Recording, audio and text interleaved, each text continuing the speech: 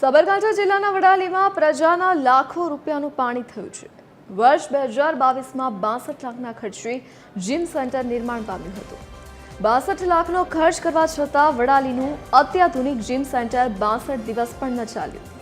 વડાલી પાલિકા સંચાલિત gym centre બેદરકાર અધિકારીઓ સહિત તંત્રના પાપે બિસ્માર બન્યું છે। અનેકો રજૂઆતો કરી છતાં જીમ મામલે ચોક્કસ કાર્યવાહી થઈ નથી। 14મા નાણાં પંચ હેઠળ જીમ સેન્ટર માટે 62 લાખની ગ્રાન્ટ ફાળવાઈ હતી। જીમ સેન્ટરમાં બારી દરવાજા સહિત ઇલેક્ટ્રિક સાધનો, સીસીટીવી કેમેરા, કાચ, લાઇટ સહિતના મોંઘાદાટ સાધનોની ચોરી થઈ છે। છેલ્લા 1 વર્ષથી ખંડેર હાલતમાં જીમ સેન્ટર શરૂ કરવા યુવકોની રજૂઆત છે। જીમ સેન્ટરના કામોમાં મોટા ભ્રષ્ટાચાર સામે તટસ્થ તપાસની માંગ કરી। પાલિકા તંત્ર દ્વારા અસામાજિક તત્વો સહિત સાધનો ચોરી સામે પોલીસ ફરિયાદ ક્યારે કરશે? કાર્યવાહી ન થતા વડાલી જીમ સેન્ટર અસામાજિક તત્વોનો અડ્ડો બન્યું છે। વડાલી નગરપાલિકાની બેદરકારીથી સરકારના 62 લાખનું પાણી થઈ ગયું છે। દ્રશ્યો બતાવીશ કે આ વડાલી નગરપાલિકાનું જીમ સેન્ટર છે। યોગ્ય જાળવણીના અભાવે આ જીમ સેન્ટરની હાલત બિસ્માર થઈ ગઈ છે।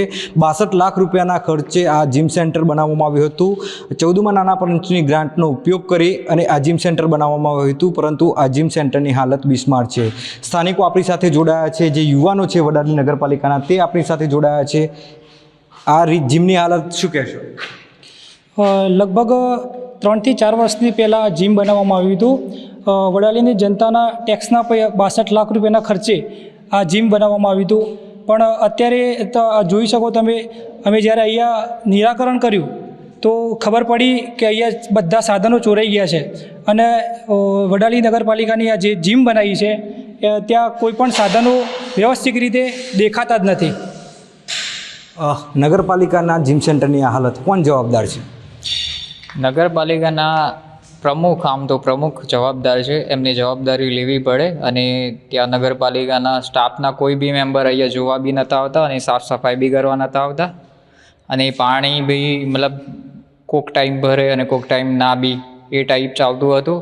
અને એ બધું તોડફોડ થઈ ગયું। કોઈ બી મતલબ જીમની સર્વિસ બી સરખી રીતના નથી થતી, એ રીતના હાલ ચાલ હતા કે નગરપાલિકાના જીમ સેન્ટરની હાલત છે। યુવાનો છે, નગરપાલિકાનું જીમ સેન્ટર શરૂ કરાયું, શું આશાઓ હોતી ને હવે શું પરિસ્થિતિ થઈ છે? આશા તો ઘણી હતી કે પોતાનો કોઈ સારી વિકાસ થશે અમારું, એ રીતે પ્રમાણે પબ્લિક એ ટાઈમ પર ઘણી આવતી હતી। ત્યારે સારા અમારા મિત્રો પણ આવતા હતા, ગામના લોકો પણ આવતા હતા, એ બધા મિત્રો અમે જીમ કરતા હતા અહીંયા। તંત્ર એટલું બેકાર થઈ ગયું છે કે ડમ્પર પણ ચોરાઈ ગયા છે, બારી પણ તૂટી ગઈ છે, અત્યારે બારી પણ લઈ ગયા છે બધા।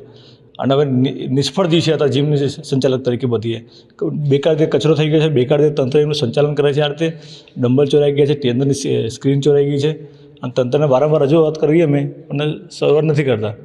ઓકે, બીજા એક યુવાન છે, નગરપાલિકાના જીમ સેન્ટરની હાલત 62 લાખનો ખર્ચો કરવામાં આવ્યો છે, હવે શું માંગણી છે અને આના માટે મુખ્ય જવાબદાર કોણ છે અને શું કાર્યવાહીની માંગ કરો છો? અમારી એક જ ડિમાન્ડ છે, અમે આના પાછળ જે જવાબદાર માણસો છે એમને પહેલાં તો બહાર લાવવા પડશે અને આની જે જવાબદારી સોંપવામાં આવી હતી એ જે વ્યક્તિ હોય એના પાસેથી હિસાબ માગવામાં આવે।